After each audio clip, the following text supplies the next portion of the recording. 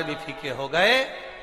इतना फीका कर दिया विरोधियों ने, इतना फीका कर दिया विधर्मियों ने कि जब देखो जब त्योहार आता है और ये अपनी चाल चलना प्रारंभ कर देते हैं। मावा नकली है, दूध नकली है, मावा नकली है, दूध नकली है, और इनकी निगाह में वो चॉकलेट असली है।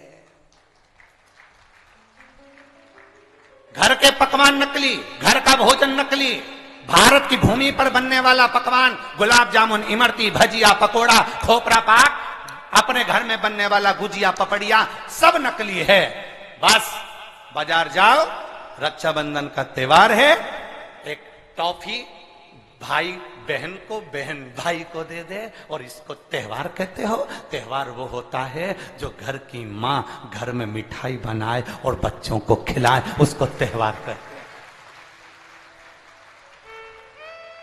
फीका कर दिया त्योहारों को। जो भी त्योहार आते हैं या तो 2 हो जाएंगे, 3 हो जाएंगे, या फिर इतने छोटे हो जाएंगे कि उसमें आप विचार करते रहोगे कि मैं कल मनाऊं कि परसों मनाऊं। बस इसी विचार में पड़ते रहेंगे। और हमारा सनातन धर्म का जो हमारा एक आनंद है, हमारे जीवन का जो सुख है, त्योहार का जो उत्साह है, त्योहार का, जन्माष्टमी आती थी पहले, लोग ऐसी जन्माष्टमी मनाते थे। रामनवमी आती थी पहले, रामनवमी मनाते थे। रक्षाबंधन आता था पहले, रक्षाबंधन खुशियों से मनाते थे। जब होली आती थी, होली खुशियों से मनाते थे। दिवाली आती थी, दिवाली खुशियों से मनाते थे। संक्रांति आती थी, संक्रांति खुशियों से मनाते थे। जितने त्योहार आते थे एक आता था और उसमें उत्साह, उमंगता, आनंदता होती थी। आज के जमाने में इतना इतना बांट दिया, इतना इतना बांट दिया कि त्योहार को भी 2-4 कर दिए तो लोग विचार में पड़े रहते हैं। अब करें तो करें क्या, अब विचार करें तो करें क्या।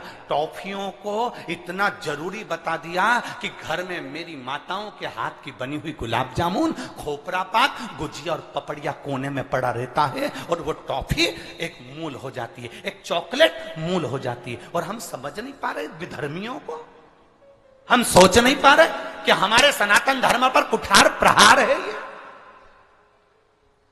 हमारे सनातन धर्म को नष्ट करने का प्रहार है ये। त्योहारों पर कौन सा एक, किसी ने बता दिया कौन से शास्त्र, कौन से वेद और कौन से पुराण में लिखा है कि त्योहार पर बहन भाई को तिलक लगाए तो टॉफी खिलाए,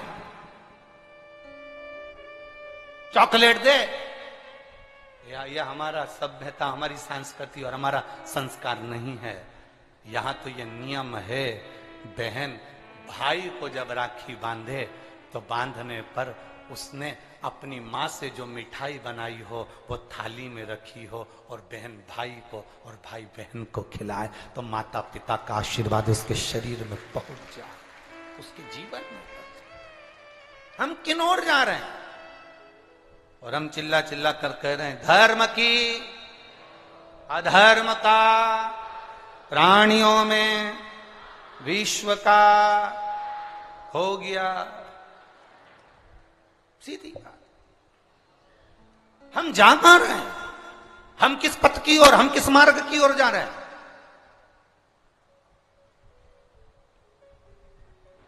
भ्रम में पड़ गया, विचारों में पड़ गया, हम भ्रमित हो रहे हैं, भ्रमित।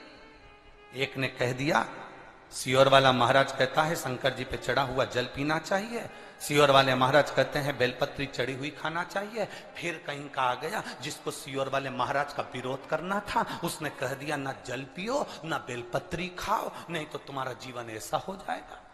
ये विरोध शास्त्र का नहीं है, ये सियोर वाले महाराज का है कि इन्होंने अगर बोला है तो उसका विरोध करना।